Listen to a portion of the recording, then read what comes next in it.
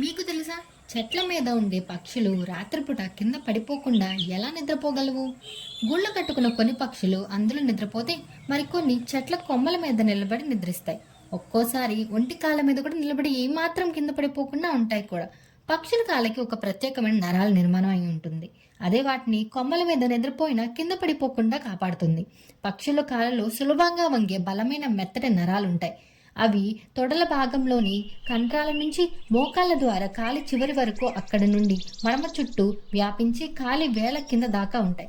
కొమ్మలపై వాలగానే పక్షులు శరీరపు బరువు వాటిని మోకాళ్ళపై వంగినట్లు చేస్తుంది. అప్పుడు కాళ్ళలోని నరాలు వాటంతటా అవే బిగుసుకుపోతాయి. దాంతో కాలి గోర్లు ముడుచుకుపోయి చెట్టు కొమ్మల్ని గట్టిగా పట్టుకుంది.